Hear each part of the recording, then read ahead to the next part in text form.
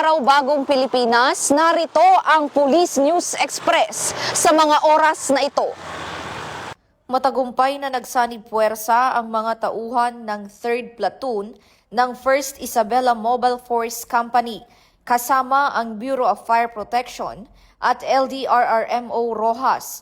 Ito ay upang isagawa ang isang critical na rescue operation para sa mga individual na na-stranded sa Sitio Karagsakan, Barangay Rizal, Rojas, Isabela dahil sa hagupit ng Super Typhoon Uwan. Ang operasyon ay inilatag upang tiyakin ang agarang kaligtasan ng mga residente at mailikas sila sa isang mas ligtas na lugar habang umiiwas sa karagdagang peligro mula sa tumataas na baha at delikadong kalagayan.